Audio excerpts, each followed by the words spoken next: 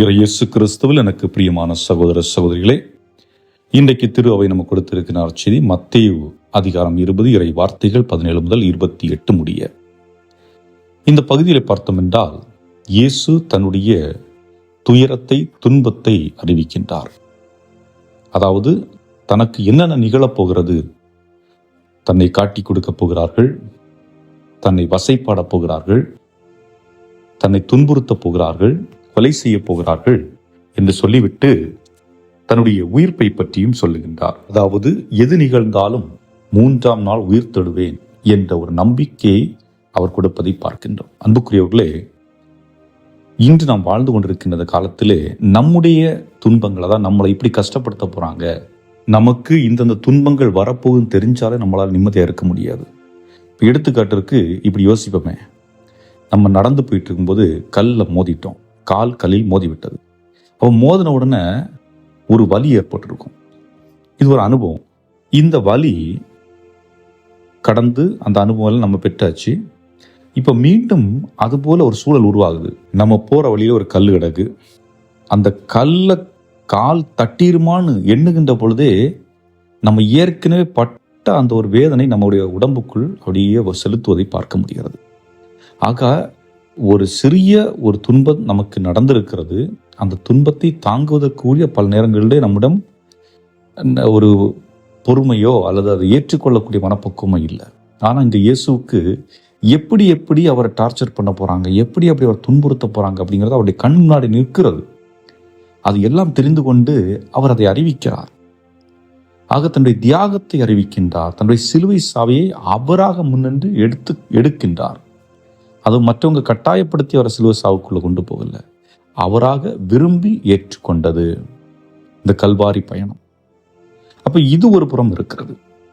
இப்ப இந்த நேரம் இதை இயேசு சொல்லி முடிச்ச உடனே யாக்கோபு யோவான் அவருடைய தாய் வந்து இயேசுட்டு கேட்கிறாங்க, ஆண்டவரே, என்னுடைய பிள்ளைகள் இருவரும் உங்களுடைய ஒரு வலப்பக்கத்தில் ஒருத்தரும் இடது பக்கத்தில் ஒருத்தரும் உட்கார வைங்க அப்படின்னு சொல்லிட்டு.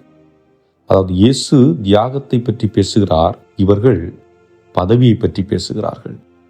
இயேசு சிலுவையை தன்னுடைய வாழ்வாக பிடித்துக் கொள்ளுகின்றார், இவர்கள் பதவி வரி பிடித்தவர்களாக செயல்படுவதை நாம் பார்க்க முடிகிறது.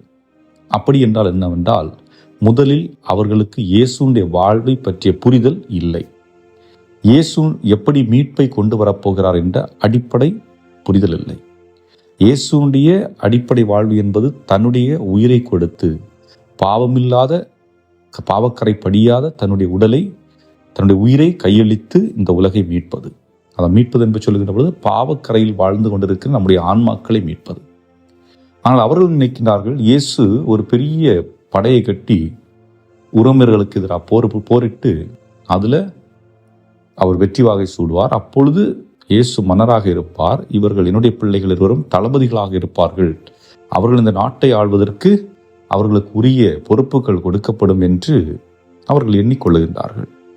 அப்போதான் இயேசு கேட்கிறாரு, என்னுடைய துன்ப கிண்ணத்தில் நீங்கள் பங்கெடுக்க தயாரா? என்னுடைய கிண்ணத்திலே நீங்கள் பங்கெடுக்க தயாரா? ஒன்று என்ன சொல்றாங்க, பங்கெடுக்க தயார். அவர்களுக்கு அப்பொழுது புரியவில்லை. துன்ப கிண்ணம் என்றால் இயேசுவை போன்று ஒரு நாள் துயர வேண்டும், துன்புற வேண்டும். ஏன்னா நாம இந்த உலகத்தில் இருக்கிறது நமக்காக அல்ல, நாம் இங்கு வாழ்வது பிறர் வாழ்வதற்காக, பிறர் நலனுக்காக நம்மை கையளிக்கக்கூடியவர்களாக இருக்க வேண்டும்.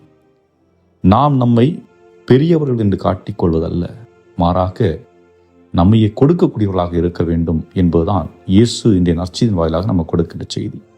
அன்புக்குரியவர்களை சிந்தித்தவர்களாக என்றும் வாழும் இல்லாமல் இறைவா, நாங்கள் உம்முடைய பிள்ளைகளாக பதவி, இந்த உலகம் எதிர்பார்க்கின்ற இந்த வெற்றி, உயரம், இவைகளை எல்லாம் எங்கள் கண் கொண்டு வராமல் தாழ்ச்சி நிறைந்த உள்ளம் கொண்டவர்களாக அன்பை மட்டுமே பிரதிபலிக்கக்கூடியவர்களாக வாழ வேண்டிய அருளையும் ஆற்றலும் எங்களுக்கு தந்தருள எங்கள் ஆண்டவராகிய கிறிஸ்து வழியாக மன்றாடுகின்றோம். ஆமென்.